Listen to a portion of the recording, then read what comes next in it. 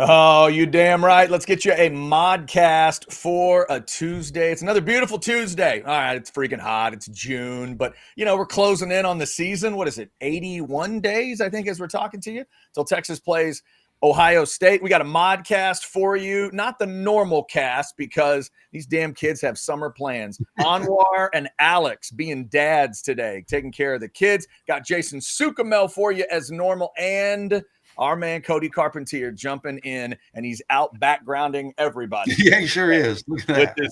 With this wonderfully stylized Austin with the river. Makes me want to go get in a kayak or go for a walk or something. Thank you guys both for jumping in. Thanks to all of you.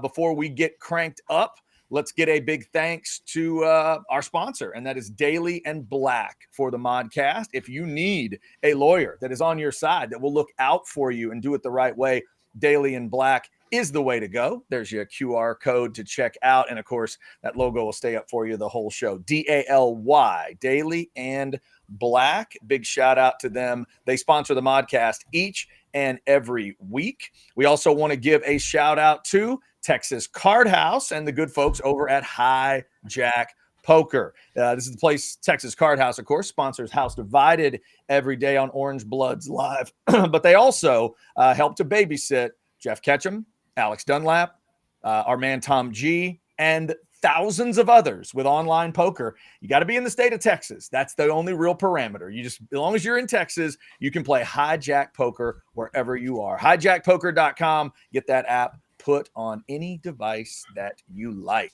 All right. For this week's Modcast, Jason, I hate to ask you to do all the heavy lifting, but dadgummit, the recruiting stuff won't stop. And I think there's some great updates coming out of last weekend. We've been telling people June 6th, June 13th, June 20th, and we're right in the thick of it here. But we got some updates on big dogs. I feel like we should be, I feel like every show should be brought to you by Lealon Clark as well, because of the work he may be doing behind the scenes. But let's get an update on a couple of these big dog defensive linemen. And let's start close with Jamarion Carlton, the stud out of Temple. He took his official visit last weekend. What kind of impression or impact did Texas make, do you think? Big and positive. And let me say first off, before we start talking about the weekend, Jamarion Carlton is quickly rising up the ranks of one of my favorite recruits to ever cover. He's just an awesome dude. Like, I called him on Sunday. He's probably got 1 million people calling him. So we didn't connect. I didn't leave him a message. I didn't text him. I didn't DM him, nothing. He just called me on Monday. He's like, "Hey, dude, sorry, I missed your call." Like, I'm like, "Oh, thanks for calling. I wasn't expecting that." And like, he's always receptive and responsive, and just a really good kid too. And I've talked to people who actually coach him, and they say it's not an act. That's who he is. He's an awesome kid. But so now that I got that out of the way, Chad, it was a very productive weekend for Texas.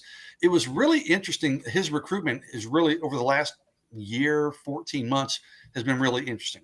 Texas initially, they offered him, they shot to the top, okay, number one with a bullet, okay? But then Texas kind of fell off, and I don't want to say they were out of the race, but they were very much on the fringe. He wasn't even going to take a Texas official visit until a couple of months ago. He set it up. Well, he gets Texas gets back in the mix, largely because of Lealon Clark, in large part. He's been ultra aggressive, hitting him up every day, and other coaches have too. It's not all Coach Clark, but Texas hits him up pretty much every day. He comes in last weekend for a visit and just said he loved everything about it. And I'm going to just read a quote from my 321 column. He said, "What stood out?" He said, "Really, the plan they have for me education-wise and football-wise, the developmental piece of how things will work out based on when I enroll there and by the time I leave. Really, it's how to develop my game as a player in the classroom, in the weight room, get bigger, stronger, and faster." Texas really laid out like a 3 or 4 year plan for him. And it really resonated, more so than any of these other visits he's taken. He wants to study communications. They really showcase that, maybe being broadcast, okay? Obviously, the physical development. I mean, that's big. He wants to play in the NFL. He does have Texas A&M this weekend, and then he has Baylor on the 20th, and he's going to decide on July 10th. I told him, I said, "Jamarion, I'm so glad you didn't say July 4th because I've got enough of those dudes committing on July 4th. So, but I said, "Hey, did it help Texas's chances this weekend?" And quote, "It most definitely did spending time with actual players, the coaches, it most definitely helped them a whole lot, Carlton said. So, suddenly, Chad, I think it's going to be Texas or Texas A&M.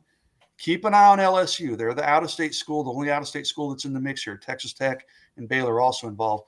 Don't sleep on LSU. They are a factor in this one, but I think ultimately it'll come down to Texas and Texas A&M. I had A&M as the leader coming into last weekend. I think Texas may have surged into the top spot. Now, that being said, he goes to A&M this weekend, so that could flip-flop again. But I think Texas is the team to beat coming out of last weekend. Yeah, Cody, when I think of this dude, I just cannot get Texas out of my mind. Like, until it's official somewhere else, I just think it makes so much sense. And last weekend is key. If I'm a Texas fan, I'm thrilled to hear this update coming out of it, because everything seems to be lining up for, it's not just a kid that's at Temple, and that makes sort of sense geographically. The other parts of it seem to make sense to him in terms of what Texas can offer.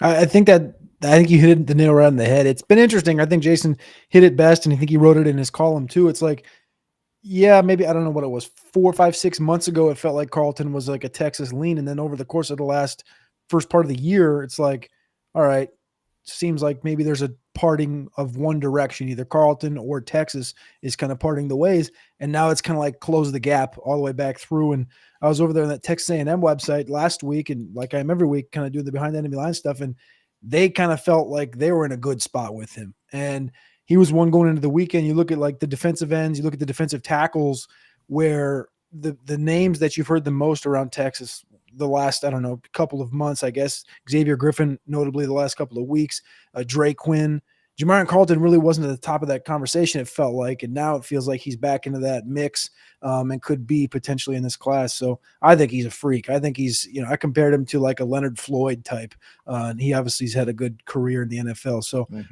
I like Jamarion Carlton quite a bit, and I'm glad that I didn't realize he jumped up so far in the rankings on Rivals over the course of the last couple of months. He was down at 144 in March. He's all the way up inside the top 50 now. So yeah. Carlton, this is a great. He was down at the All-American Bowl in January, and as a underclassman, he's one of the handful, whatever, that were invited, and he held up really well down there against guys a grade older than him. So that helped. And one other quote I want to mention, he was joined by his mom, his younger sister, and I think he said his 2 cousins, if I'm not mistaken.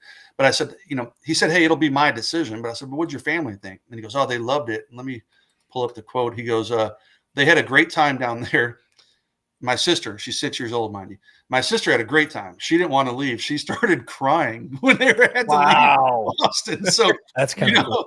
And I mean, listen, man, that's your 6-year-old sister. You can sell it like, Jamarion, you're 30, 40 minutes down the road from her if you go to Texas versus LSU, or A&M's still fairly close. But his little sister started crying when it was time to leave Austin. So no truth to the rumor that Alan Clark said, "Somebody step on that kid's foot again." Ice cream for everybody. Come on. But that isn't, I mean, hey, there's weirder reasons, Jason. You've been covering recruiting a long time.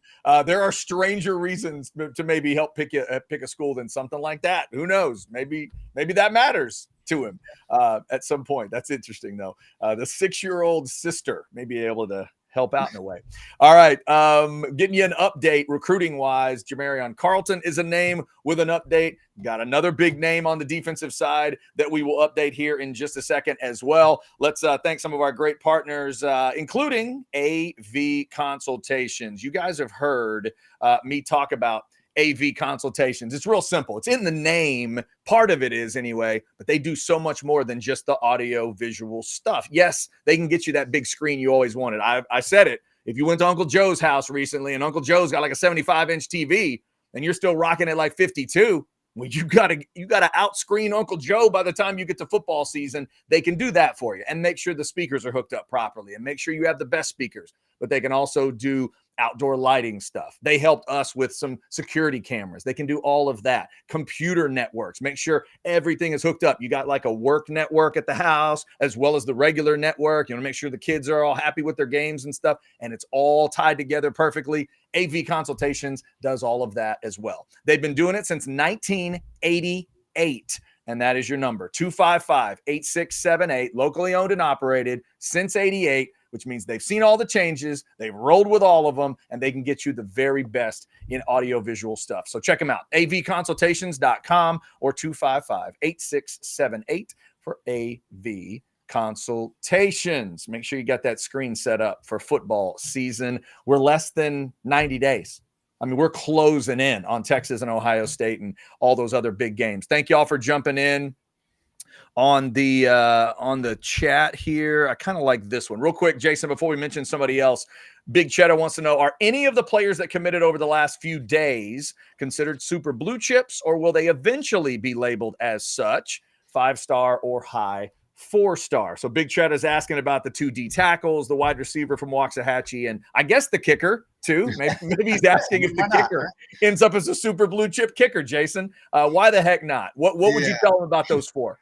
Well, Big Chet, I'd love to blow smoke and say, yeah, they're all going to be, high Rivals 100 members, but probably not. I mean, Cohen Brown and Dylan Berryman might have the best shot. Cohen Brown he's number 244 nationally, so he has ways to go. Dylan Berryman's 173 nationally, so even he would have a way to go to. Corey Wells is ranked as a 3-star player, so they're not those kind of players in terms of recruiting rankings, but I do think they're good evaluations by the Texas staff. I mean, put on the film. I mean, Cohen Brown has run a low 4.4 laser timed 40-yard dash. He's a 10.61, I believe, 100-meter dash. Dylan Berryman, I mean, you look at his film, dude, that dude's a freakish athlete. Maybe a little bit undersized, but you just line him up over the football. He's a tough guy to move, man. He's strong as a bull. So, I don't think we're going to talk about these guys in that way, super blue chips, but I do think they're good takes by Texas, and I think they're really good evaluations by Texas. We also had a super chat come in. Remember, y'all can always throw us a super chat. It'll go right to the top of the list. Thank you, Jay, as always. $5 super chat. Jason Hamilton said, we are Turntine, Ojo's, and others' favorite, but that they won't all end up here, obviously. Who's your dream get? I like Ojo and Lee. My dream get? And I don't disagree that Texas is – I've kind of said this before. Individually, who would I take over Texas for John Turntine? Nobody. Who would I take over Texas for Felix Ojo? Nobody. Does that mean they're going to get both of them? Probably not. It just doesn't usually work out that way. But my dream duo, boy, you know what? I might agree with Jay. Ojo's going to be in there.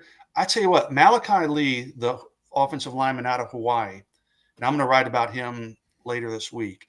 I just had so much going on. I didn't have a chance to get him into my 3-2-1. I saw him at the airport on Sunday. And I'm like, holy crap, that dude looks like $1 million. There's a reason Kyle Flood flew out to Hawaii, and Georgia's on him, and Alabama, and Michigan. He's going to Georgia this week on an unofficial visit.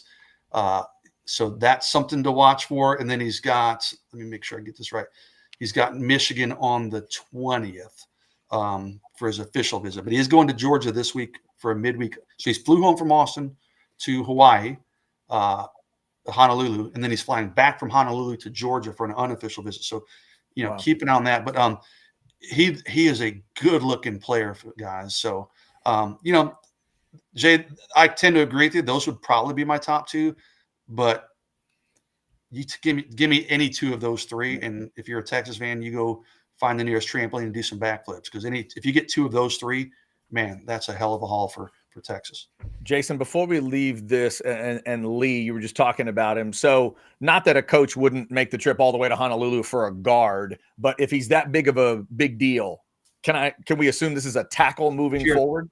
Pure tackle, 6'7", 320. I mean, it's funny, like you look at pictures from when he was younger, and his dad even said this, like he was kind of just a shorter, chubby kid, and he just shot up, and everybody's like, whoa. Like, I mean, it's not like there's not fat on this kid. I mean, he looks like he's been in a college program for 3 or 4 years already. I mean, he is an impressive looking player. I mean, Lamar Brown, when I first saw Lamar, actually I saw him on Friday and on Sunday, and we'll talk about Lamar here in a second. I was like, damn, that guy looks like a future NFL player. Malachi Lee, when I saw him, I was like, damn, he looks probably better than Lamar Brown does. I mean, Malachi Lee might be the most impressive physical specimen I've seen. I don't say of any player this cycle, but I can't think of anybody to put ahead of him, man. He's really impressive. Yeah. That's why Jason Sucamel is a pro, because he just transitioned right to the Lamar Brown thing. We're going to get to Lamar Brown here in just a second. Also, somebody sent us a nice chat, an update. You knew it was coming, but an update on Texas and Ohio State coming up in 81 days. We will get to that. Also, let me thank the good folks at Sinus and Snoring Specialists. I'm going to thank you if you help my wife sleep better. And that's what they do at Sinus and Snoring Specialists. We just went on a cruise. She took the CPAP with her. I've told y'all about it. It's just a great little process where you just tell them you're coming. If you don't know this on a cruise, tell them you got a CPAP. They'll make sure the distilled water's in your room. And if you need an extension cord, they'll make sure that's in your room too. So my wife slept like a baby on a cruise. Nothing sucks worse than sleeping bad on vacation. And we don't do that. I haven't done it since 2017, because that's when I went in to Sinus and Snoring Specialists. So your allergy issues, you can get rid of your allergies for good. All those sinus headaches and sinus infections you can get rid of that. And if you've got snoring and sleep apnea, you need to get it taken care of. They'll get you feeling better and resting better. It's 601-0303. You can text them securely on that number or call them, or just go to sinussnoringent.com. There's videos on the website with Dr. Slaughter talking about some of the things they can do. It's an incredible place. They do great work, and there's all kinds of different options that they have that others don't. Sinus and Snoring Specialists. Feel clear, rested, and healthy, whether you're on a cruise or you're just hanging around the house. You want to make sure you're comfortable doing that. All right, the chat that came in, thank you, Big Cheddar, for giving us this official chat. I think everybody thought this was true, but they have announced that Lee Corso's final game day will be Texas and Ohio State. Fellas, I've said he's got to put Brutus on one more time, because I think it was the first one he put on. So I think he may bookend it, but Lee Corso has enjoyed pissing off home fans lately. So, Jason, what does he do? What does your gut tell you? Does he piss off the people in Columbus, or does he go with the tradition? I have been like you. I've said he's going to pick Ohio. He's not going to pick against Ohio State in front of their home crowd, right? But then again, he may want to go out with like some fireworks. I don't know. I'm kind of going back and forth, but my initial reaction, Chad, was to agree with you that it's going to be Brutus. Yeah. Cody, you agree? Man, he's picked them a lot. I don't know. I'll say he picks the Horns. I think he picked the Horns. He'll have some kind of arch diatribe, and it'll be a good way to just kind of go out. Yeah. He's been wrong the last two times he's picked against Ohio State, though. I could see him doing the grab the Brutus head, talk about how it's his thing, talk about how he's done it more, and then throwing it and grab the hook. I could see him doing that too. But that was official today. Big Cheddar, thank you for. Chad, can I put up? Oops, sorry. I want to put up one other chat from my new favorite viewer, Colby. Jason, you might need to go to Hawaii to get that interview from Malachi Lee. I did interview him in person, Colby, but to get another interview in person, I like it, Colby. That's a good suggestion. That's the best chat I've seen. Sounds like all a good day. Send me to Hawaii. Yeah. Hey, get those trips to Hawaii however you can. Jason, make sure you make that argument to Jeff Ketchum. This kid is so important to talk to. Yeah. I need to talk to him in his home environment. Like, otherwise, I'll get terrible answers. Come on. I got to go see him. All right. Thank you guys for jumping in the chat. Jason, you referenced Lamar Brown as well. So Jamarion Carlton was in last weekend, but so was Lamar Brown. And we've talked about him, the stud out of Baton Rouge. We've talked about the Lealon Clark connection and the work that he's done. And then he comes in for the weekend. What kind of impact did Texas have on him? Big time. It was his first ever visit to Texas. He told me a week or so ago, leading up to that visit, how much he was looking forward to it and interested and curious about what Texas would be like. And he said it met and exceeded all his expectations. And I do have like a little bit of a breaking update. Okay. I posted this like 5 minutes before we came on the air. So you guys probably haven't seen this. He tells me he's, quote, not sure yet, but I might, end quote. He might come back to Austin in late June. I'm sorry, June 18th for an unofficial visit. So he just finished his official visit. He's going to A&M this weekend. Then he might come up to Austin for a midweek visit. Then he'll go back, and then he'll go to LSU for June 20th. So it's a possibility. So file that away. That's obviously a big development if he comes back on his own dime for a second look. But, you know, Texas, Lealon Clark has known him since he's like 8th grade. He was one of his first ever offers from when Lealon was at, Chad, help me out. Was he at Southern? At Southern. Southern, thank you. Was one of Lamar Brown's first ever offers. LeAllen Clark's dad was Lamar Brown's middle school basketball coach. That's how he got to know LeAllen Clark, and then he started going to his camps around Louisiana. So there is a connection there, a long-time connection. He said, hey, of all the relationships of the coaches who have been recruiting me, my best relationship is with LeAllen Clark. So, I think Texas is very much in the mix, Chad. I posted this on Sunday. I'm saying it again today. I've heard some buzz on this one regarding Texas. Everybody said, nah, he's going to go to LSU or A&M. Doesn't matter. He's coming up, free visit, whatever. It's going to be LSU probably, maybe A&M. I heard some buzz coming out of the weekend from people who spent time with Lamar Brown. They think it's going to be Texas. Wow. Okay, I'm not there yet because he's got A&M visit. He's got LSU visit. There's going to be NIL conversations that have to take place. But I'm telling you, I heard it from multiple people who spent time with him. They think it's going to be Texas. So that's, I'm bullish on Texas probably more so than anybody else in this recruitment. But I think the Longhorns have a really good shot. They did a really good job this weekend with him, with his mom. He said that relationship with LeAllen Clark means a lot. And just having him, he said, quote, it helps a lot. That was the quote. It helps Texas's chances. So I think Texas has a really strong shot with Lamar Brown all of a sudden. Yeah, Cody, I said earlier about Carlton, I always just think of Texas until it's done. This is the one where I just think of LSU. Jason's talked about it, like the proximity to the campus and everything that goes into it. If Texas can get that guy to not pick Baton Rouge, that'll be amazing to me. I think I agree with you 100%. Like that's one that I think everybody just kind of was like, yeah, he's flirting with A&M, cool, but it's going to be LSU. And then when Texas entered the fold, I was like, I didn't know really what to expect.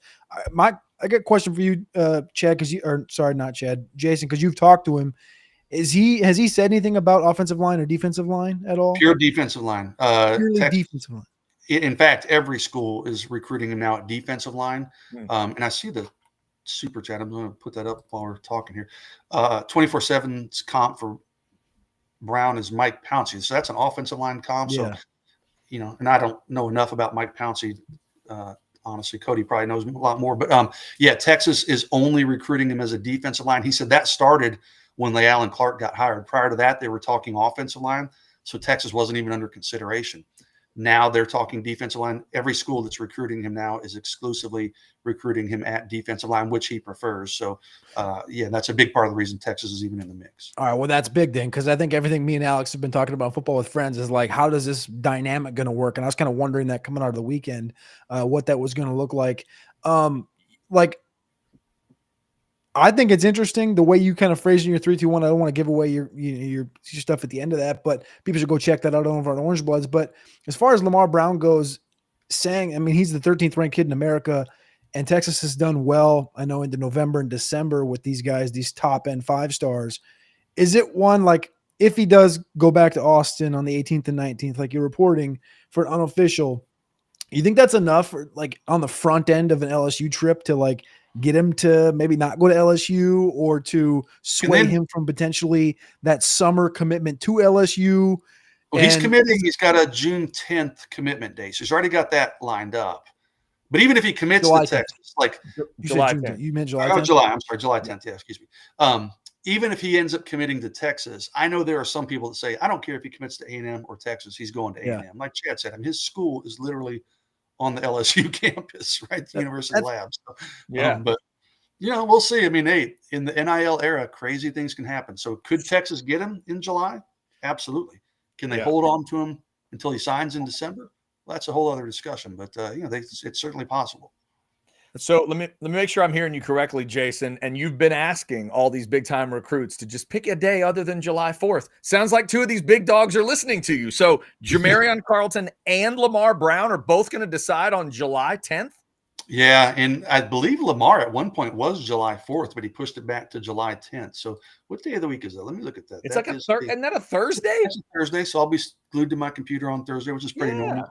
It's funny, guys, this random side note. Jason Howell, my buddy who works for Texags, former Orange Bloods guy, he lives up in the Dallas area. He mentioned maybe coming down to Austin for 4th of July and seeing me and hanging out. I said, come on, because we're both going to be doing the same thing on July 4th. We're going to be sitting here working all damn day. So maybe be barbecuing and drinking beer while we work. But Jason Howell and I may be doing a little work get together on 4th of July. So I hope these kids that are committing on 4th of July do it before noon. Don't do like these 7 p.m. ones, or you don't give a time, and I'm just sitting around all day. Like that's the worst, man. No, you got to wait till the fireworks start going off 11 o'clock. Just completely. No. Well, I will probably be asleep and a little bit tipsy by that point, Cody. So it better not be 11 o'clock. No, Cody, what you got to do is whatever you're eating out in front of you, put the logos in front of the food, and then you just pick up a hot dog. Eat that hot dog for Texas or whoever your school is, and then Jason can get to his food. That's what you got to do. Got to do it early. The key is to have the stories pre-written. So that's yes. Well, that certainly can help as well. By the way, real quick, Cody, Jay did not want to leave you out of the super chat, so I didn't ask you because he asked Jason, but he wanted to throw this at you as well. Your dream combo in terms of 2026 guys for Texas. Well, mine's Ojo. I just go with Felix Ojo. That's just kind of like the layup answer. I think the dream is that you get both Ojo and Turntine, and potentially, convince Turntine to play left guard next to Ojo, and that's just the sick duo right there for me. The Lee thing I think is interesting. I love everything Jason said about him. Seeing him in person, I rely on that a lot because I love seeing players in person, college, high school, pros. I think it does a lot to your evaluation. But the Malachi Lee thing, I read the Georgia note this morning about him going back for an unofficial, and the Georgia website felt really good about him going back there for that unofficial, and think he means a lot. So I don't know about Lee, but Ojo and Turntine would be my answer here as my favorite or my ideal situation to just both play on the left side. There you go. We appreciate you guys jumping in with those super chats. Jay, as always, thank you. One of our favorite chatters. Thanks to everybody. Here's one from Vivek, another great chatter. Is Lamar Brown as good or better than Malcolm Brown? You know what? Malcolm Brown, to this day, Vivek, might be the last no-brainer that I can remember. Like, that dude's going to be a 5-star NFL stud, and he was. That's not a bad comparison, Lamar Brown and Malcolm Brown. Wow. He's that good. I think Lamar is a guy we'll be talking about as an NFL player, without a doubt. Some of these guys, you look at him and go, okay, if he maximizes his potential, he could do this and this. But Lamar Brown seems like a pretty safe bet to me to live up to that 5-star hype. Thank you for that chat. Let's take a breath and give Specs their love. Almost 500 of you in the Specs chat right now. Here's a reminder of Specs. They got a lot of stuff. Shop Specs! 60 years in the Lone Star State. A one-stop shop so you're never late. Price is so low that you want to know which way to Specs. Come on, let's go. Specs, fine spirits and finer foods. World-class service, that's all about you. Shop Specs! It's how we do. A huge selection since 62. Shop Specs! Low priced, amazing. Here's to you. Shop. Cheers to savings. Man, all the way back to 62. Specs started before most people knew who the Beatles were. Good grief. And they're still getting you all the best. Get out there and get a bottle of whatever you need, or some of that great food as well, or both. Hey, breaking news, Texas picks up a commitment from Mikey Bukauskas, who is the punter. And I'm sorry, I'm doing like 5 things at once here, but he visited Texas last weekend. Everybody thought like Clemson offered him right before the Texas visit.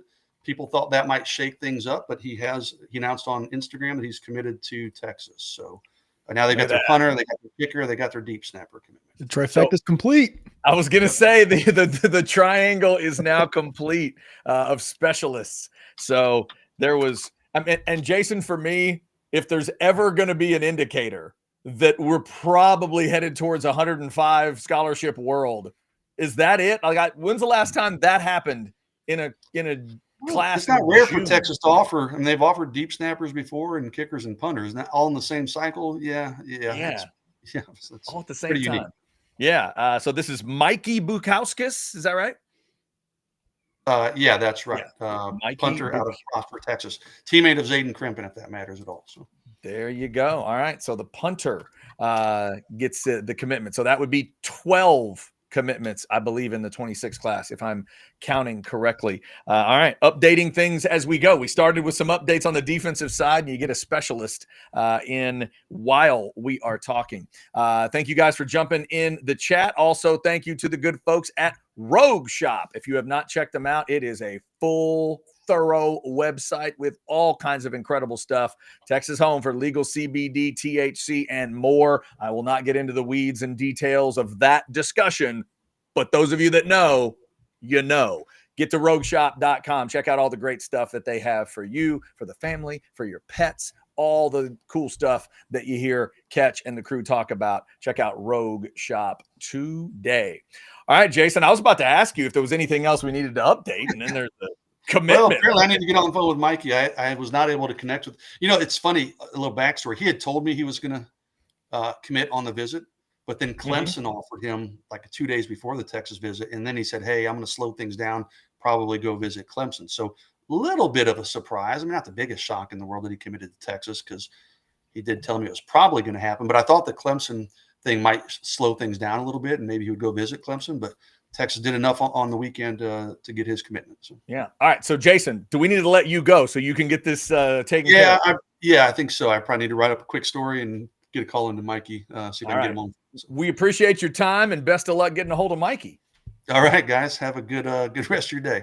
There you go. That's Jason Sukumel of orangebloods.com. You see, that's what happens right in the middle of a modcast. Jason always working hard, but these last few weeks and the way these recruiting weekends are lining up, he's really going to be busting his ass these couple weeks, and you guys get to benefit from that at orangebloods.com. So if you are not signed up, here you go. There's a QR code for you.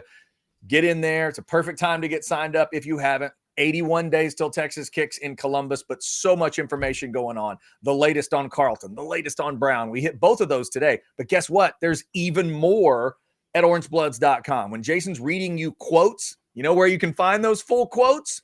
Yep, at orangebloods.com. Each and every week, there's all kinds of content that's coming out.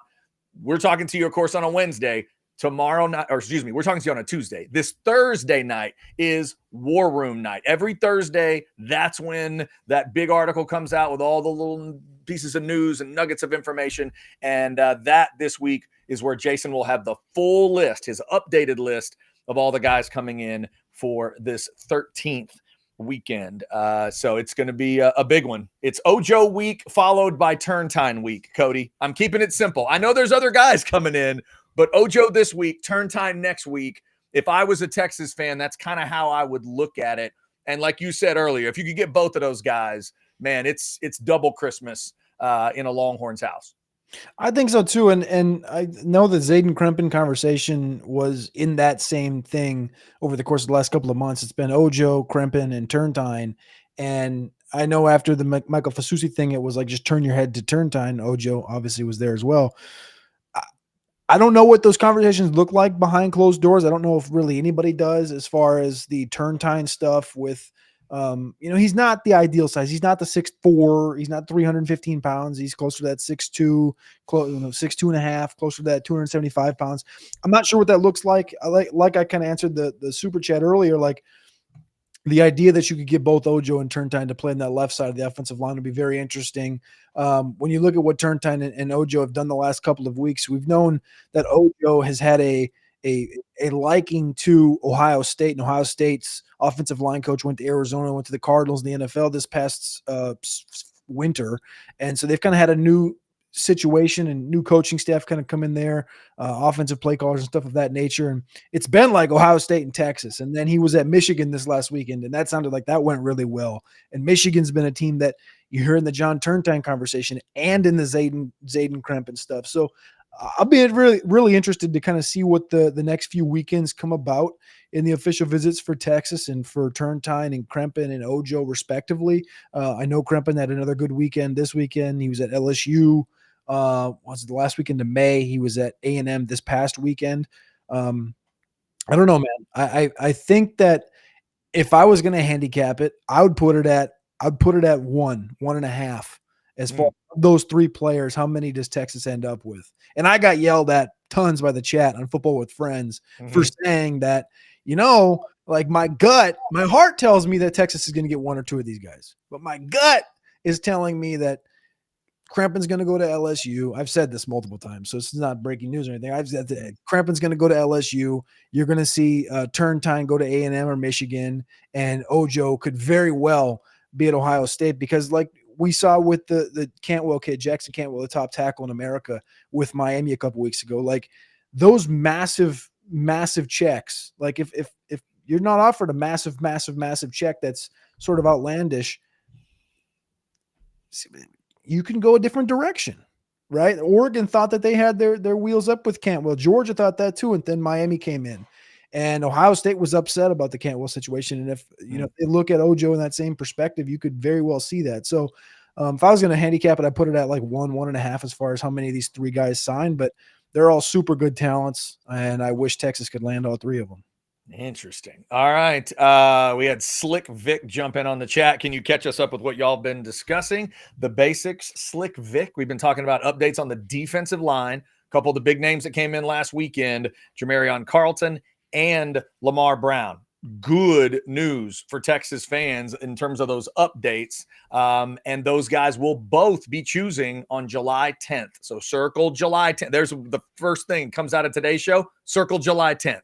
Both of those guys are going to choose on the 10th. Both of those guys have a relationship with La'Allen Clark. One of them really has a relationship with La'Allen Clark that includes Clark's dad, which nobody else would have.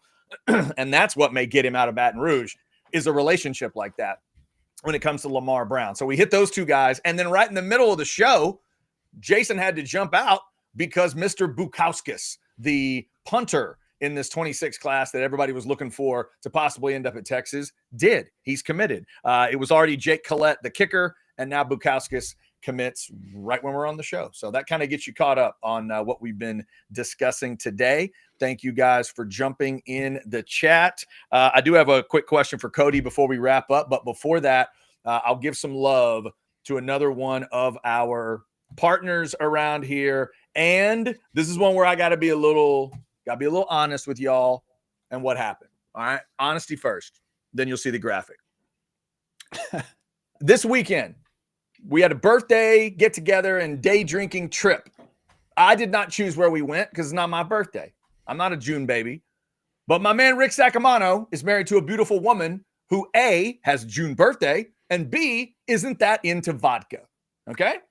So we didn't end up at Deep Eddy Vodka. But we ended up, because of other things that were served, we ended up at a competitor of Deep Eddy Vodka. And this place mixes up cocktails. So I thought, all right, let's do a little side-by-side. Let's do a little recon. Let's do a little R&D and see what happens. Kids, here's what Uncle Chad's going to tell you. Those cocktails were nowhere close to these bad boys. Not even close. Because the word that kept coming back into my head was smooth. I've been sitting at Deep Eddy Vodka before, and that's the word that everybody said, man, it's so smooth. Just goes down so smooth. And that's what those other cocktails weren't. Smooth. But these are incredible. This is where I would tell you to go. Do what I did not do last weekend. If I'd been in charge, trust me, this is where we would have been. But birthday girl controlled it. Birthday girl set it up. But let me tell you, if you want vodka cocktails, there is just nothing that beats Deep Eddy Vodka for me. This tasting room is ready for you Thursdays through Sundays. So get on out there and try them. That cherry limeade, the Paloma, if you're into that sort of thing, the orange and peach mule, the passion fruit sour. I probably took a sip. All right, I absolutely took a sip, I think, of every one of these. Only one I haven't had is the Texas Margarita. I have not been out there since they created that one. And I haven't been out there since Pineapple debuted, and they've started mixing all those great pineapple cocktails. But trust me, they're going to go down smooth. They're going to be better than the competition. Get out to the Deep Eddy Vodka tasting room. There you go. There's my honesty. There's my honesty for the day. Got to be honest with what happened. All right, Cody. That's my honesty. I want some honesty from you before we finish up today. So yesterday, let me grab it here. Yesterday, my first buy or sell to catch was this. It was, you think the SEC will have 9 conference games starting in 2026? Give me your buy or sell on that, and then we'll talk about it. I'll buy it. I'll buy it because, well, I'm iffy. I think something big's going to happen with the SEC and the impending college football playoff format. And as far as like a year from now, having a decision between 9 conference games feels like a lot could change. And it feels like some coaches want it, some coaches don't. I'm going to go buy. I'm going to say they do end up doing it. But that the landscape of everything could just look entirely different. I'm not sure what that kind of brings to the table. And when I say that, I'm saying that in the instance of if the SEC detaches itself from everybody else, could the SEC add like schools? I've talked about this on the Football with Friends, but like add schools with money, like a Texas Tech, for example, like a Florida State Clemson, for example, and the conference just gets bigger so that the innately add multiple games or add a game, I should say, to the conference schedule. Yeah, maybe that is where they're headed. So my thing on this, and I'm gonna throw a post up tomorrow on Orange Bloods. I'm gonna start calling my post the 2%er on Orange Bloods, since that's how most of my Aggie friends know me. But but I'm just so confused by it, Cody. And there's 2 things I don't get. I don't get why they would go to 9, and I do not get this play-in game idea for the SEC. So, like, outside of money, and I guess that's what I've heard, right? Well, it's money, I guess, but it's such a weird, like, they all showed up in Florida and they were bitching about Alabama, Ole Miss, and South Carolina not making the playoff. Well, how is adding a conference game for those 3 teams going to solve that problem? Yeah.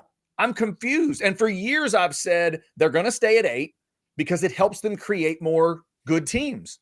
Now that you have more and more spots in the playoff, why would you hurt yourself that way? I know we all like to make fun of Western Carolina and Chattanooga and the Citadel and all that, but when the Citadel Stadium's right there, by the way. Is that right? Yes. But Cody, when it's all said and done, we know what SEC teams look like at the end of the year, assuming, of course, that you didn't lose to Vandy in Oklahoma, or you didn't lose at home to Kentucky, or you didn't lose to unranked teams like South Carolina did. They have a system that's set up to present good teams, and I don't know why they would change it. Maybe that's just me. I feel like I'm kind of taking the crazy pills because everybody seems like 9 makes total sense, and I just don't get it. Well, I think that the part that – so I agree with you. I agree with you 100%, except for the fact that if I'm the SEC and people are vouching, why don't you play 9? Why don't you play 9? Why don't you play 9? Okay, we'll play 9, but guess what you're not going to get? You're not going to get Texas, Ohio State, Texas, Michigan, A&M, and Notre Dame. You're not going to get these out-of-conference big boy games. Because if I'm one of those teams, I'm scheduling Citadel. I'm scheduling UTEP. I'm scheduling – like I'm doing that. That's going to be my other 3 games.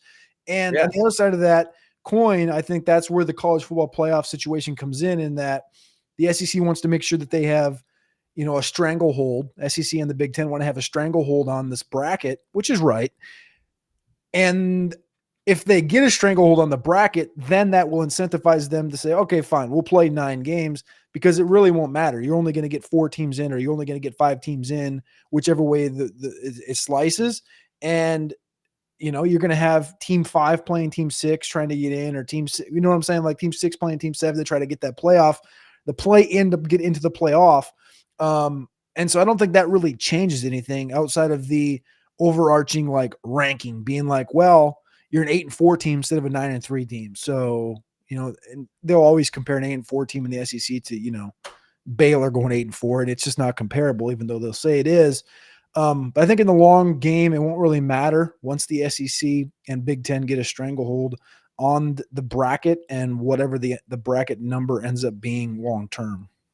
Yeah, Jimmy, that'll be interesting to me to see which bracket do they go with, and then is the SEC going to play around with a 9-game conference schedule and throw these play-in games at the end? Because that's basically a 10-game conference. A lot of football. For the really good teams, you're asking them to play 10 of those type of games. And like for Texas fans, y'all realize it would have been Ole Miss, right? If they go really weird and create a 1 versus 8 and a 2 versus 7, that's Ole Miss, Jackson Dart and Ole Miss coming to Austin. Are you sure that's what you want? You're sure SEC? You want to put Texas in that kind of danger against a team like that? against a team that can score, against a team with nothing to lose.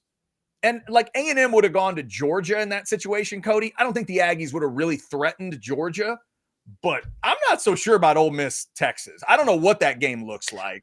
And if I'm a Texas fan, I would have been losing my mind at that idea of like, wait a minute, why are we having to play that type of game and put ourselves in jeopardy with this extra game that you created for no reason? But that's the thing with the conference though. Like it just means more. It's like same saying with Texas, like everything's bigger in Texas. Like the SEC is just a bigger ball of wax. And you can say, I don't know if A&M, dude, Georgia wasn't dominant last year. Yeah, they had a couple games against Texas that they played the best they played all year. But you could make an argument that, Aggies could go in there and play. Aggies look good in a couple games on defense where it's like you go back to week 1 against Notre Dame, like, and especially go toe-to-toe with teams. And it's hard to say this, obviously, kind of a butterfly effect thing, but if Carson Beck's going to get hurt. Exactly. That game is, we saw what the game turned into with Texas. It was that. If Auburn hits a kick, Texas beats them. So, it's just, that's the part I don't know. Like, I feel like I get what the SEC's mad about, what they want, but then their ideas don't match to me. I'm like, wait, that doesn't solve your problem. You're going to create way more It's like, here's the way we solve the problem. We're going to have an extra team have to play South Carolina at the end of the year. Huh? But I think that maybe that's the way that they get that South Carolina team in, though. Maybe they feel like. But what last year would have been, Cody, is South Carolina at Tennessee. So one's in, one might not be. Like, that's what you want? You want to send the Gamecocks to Knoxville, and okay, if they beat them, then they're in. But doesn't that mean Tennessee's not? Does Tennessee still get, that'd be what? How many losses would that have been for Tennessee? 4? 4, I think, yeah. 3 or 4? I mean, like, it wouldn't be, it has to be, at least, they had at least 3. Everybody had 3 losses or more except, well, no, Tennessee had 2. I'm sorry, Tennessee had 2. That would have been their 3rd loss. So are they in for sure? Even in a new system, I don't know. Yeah, I'm a little lost. So I'm going to have that post out on Orange Bloods. People are going to yell and scream at me that I don't know. I can't wait for it.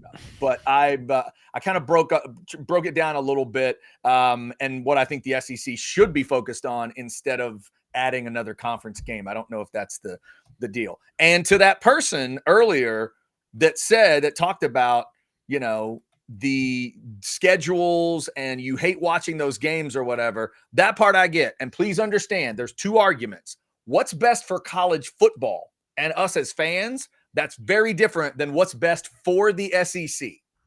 That's the argument that I'm trying to separate, because I want all the good games. I'm with y'all. I don't want teams that schedule those garbage games, but I'm just asking, if you've done it for this many years, what about now is making you stop? That's all I would say. That's all I would say. Why would you turn to a Texas and say, okay, you guys can't have Sam on the schedule anymore? Okay, well, who is on the schedule? South Carolina? Huh? Ole Miss? What? LSU? What are you talking about?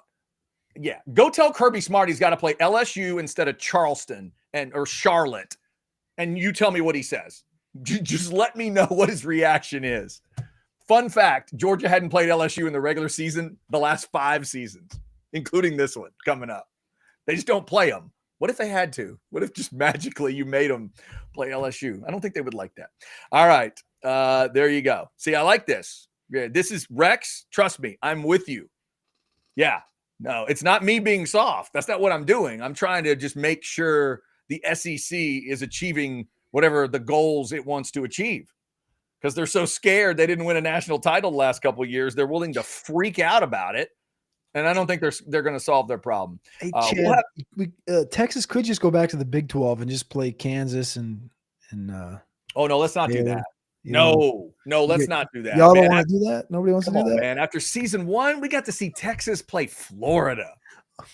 Just as a conference, it still freaks me out a little bit. I'm not going to lie to you. Both teams, I'll admit this, both Texas and Texas A&M, when I see the SEC patch on the shoulder, even now, the Aggies have been in since 2012. I still have this thing in my brain that goes, oh, that's the wrong patch. And then no, that's the right patch. That's the right patch.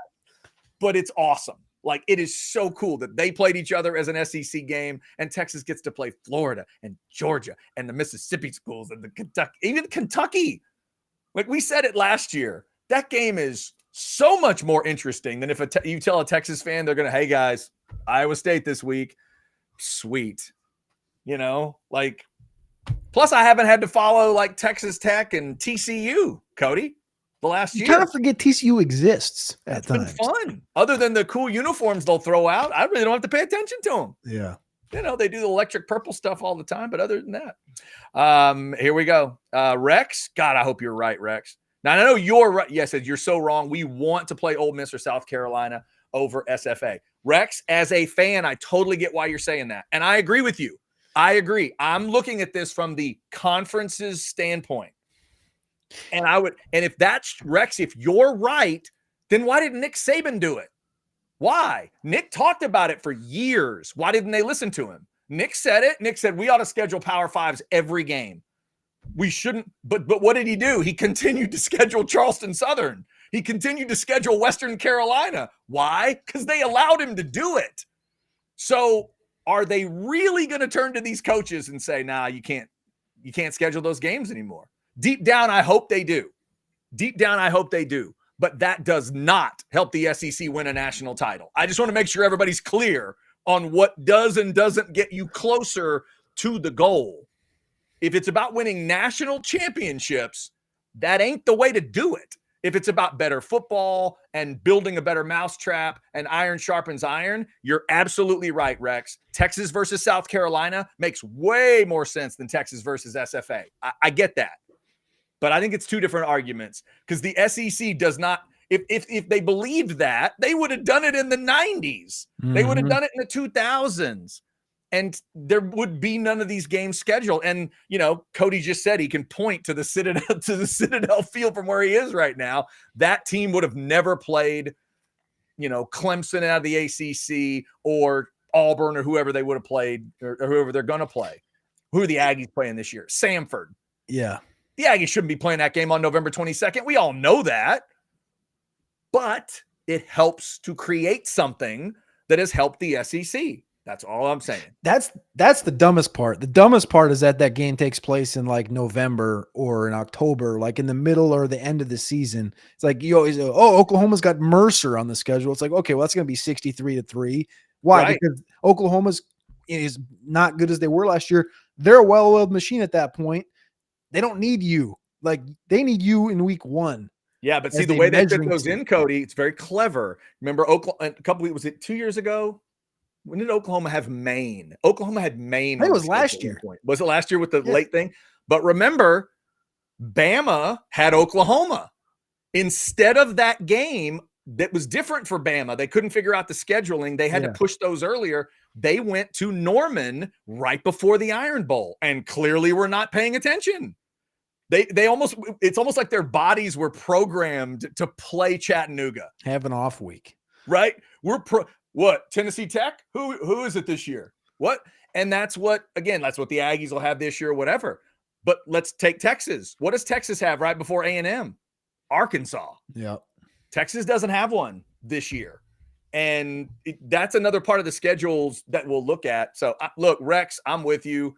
I'd love to get rid of all of them and go after what's best for football. But I just don't like that the SEC is trying to pretend right now that that's what they care about, because it's not.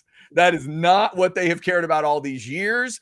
And if they're just going to stop and try to make that argument, okay, just tell me you're greedy and ESPN is going to pay you a lot of money and that's why you're doing it, because you're not doing it.